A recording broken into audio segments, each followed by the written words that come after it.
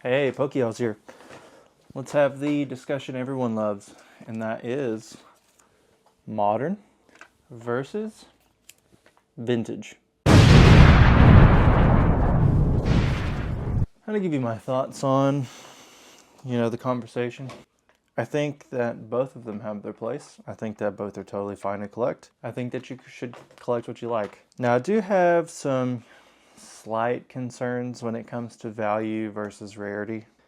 And I know it's all subjective and it's opinion driven, doesn't matter. But let's take a look at the Modern Grail Moonbryon. This card, current market, is doing 2.3K, 2.2K, some sales even 2.4K. Well, this is me 2 weeks into the future. This guy has officially hit 3.1K. So disregard the comps. We're now past the value of the vintage card. So that's interesting. Anyway, back to the video. Population report as of today is 14,400 and I think 87. So there's a lot of these bad boys. Every collector wants one. The concern here is that, oh, the pop is high. How will it, ever keep value because there's so many of them? While I agree, I also think that there's more than 14,000 collectors that want this card in their collection. Does that mean this card is overvalued or undervalued compared to the pop report? I'm going to say I think it's a little overvalued for rarity, but for the demand wise, it's probably accurate because people are paying it every day, right? It's a grail. It's a modern grail. People just want this in their collection because the artwork is beautiful. I mean, look at that card. It looks fantastic. Now, when you compare it to something more rare, say like this Gold Star Mewtwo in a 9, it is a pop 265. So there are only 265 of these out there in a 9 with 123 in a 10. Here's the interesting thing about 9s. There are 265 of those, right? How many of those 9s were regraded 9s from cracked out 9s trying to get a 10? Let's assume 10% of that are crack outs and regrades. That would put the pop at, we'd be looking at a pop of like 230. So when you start to look at what people do with these, crack them out, try to hit a 10, it's, the pop report's a little bit inaccurate, but at a pop 265 current market is like, some sales have been in the 3K. We're in kind of a bull market for Pokemon, so sales are being a lot higher. But average sales are about 2.5 to 2.8K as of the recording of this video. Now, the reason why I bring Moonbryon into this and compare these two specifically is because they're relatively close in value. Give it another 2 months and this one might hit 2.5, 2.6, and then you're in this territory. One is substantially more rare.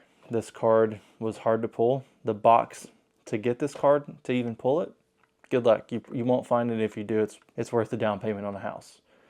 You're not just going to be ripping packs to find this card, basically. This one you can still get a booster box relatively cheap at like $700, $800. And you can pull this card still. There's still packs out there in the wild on the store shelves. It's not something that you have to really search for to find. Readily available. Everybody has this card at shows. Now, which one do I prefer? I like the more rare cards. I like cards that people don't have. So in terms of what I would prefer the more rare card. Now, artwork is subjective, right? I mean, we can look at these two cards all day and we can be like, hey, which card looks better? People are going to have mixed reviews on that, right? I think this card is beautiful. I just have trouble seeing a lot of the value in a lot of these more modern cards, but I do collect modern cards. I'm not saying this from like a standpoint of, oh, I don't like modern cards. I'm anti-modern. I actually really enjoy modern cards. I think modern cards are great. I think that they move faster than vintage cards. There's more collectors than modern cards. So it's a fine market and it's wonderful. But for me personally, I would rather have something more substantial like this in my collection for the same price as something like this, right?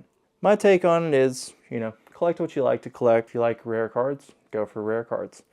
If you like, modern more than vintage, here's your guy. This guy's on fire right now. It'll be interesting to see where the market goes in the next year, 2 years. Now, with the values on the vintage side, I think we've actually been a little bit undervalued compared to what we're seeing in modern, because it's crazy. Like, Surging Sparks came out a couple weeks ago, a month ago, something like that. First PSA 10 Pikachu sold for like 2.5K. It's currently now at like 1.2K, and it seems to be kind of trending flat. It's not dipping, it's not rising. It's the race to the bottom, I think, is over on that card. You also have cards like Greninja that are 700, 750 in a 10. You have the illustration rare Magikarp doing 1,200 for a 10. The modern market is on fire right now, and who knows when that train's gonna come over to vintage. Some of that money might move over to more of the vintage cards, and you're seeing, you know, this card has recently started to rise. It's currently trending at like 2.8 to 3K when about a month or two ago it was doing maybe 2,000, 2,200. It'll be interesting to see where the market goes. I just wanted to have the discussion on modern versus vintage because usually people are torn one way or the other. Usually vintage guys are like, nah, modern's a scam. It's not worth your money.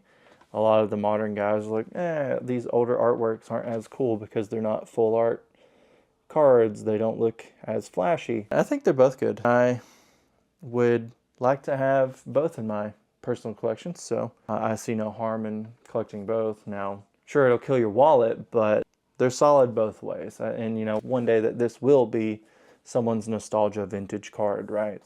It'll be interesting to see how these cards do long term whenever cards that are much more rare and sought after are what they're going to do. And, you know, only time will tell, but I just wanted to pop on and just have a little bit of a discussion and see what you guys like to collect. So comment down below which card for the money that you'd rather have, and let's talk about it because it's an interesting topic and I like to hear everybody's opinion. So thank you for watching. If you like this discussion video, you want to see more just like me talking to a camera, hit the subscribe button, comment below, like, share it, do whatever you want to do. And I'll see you guys on the next one. Later.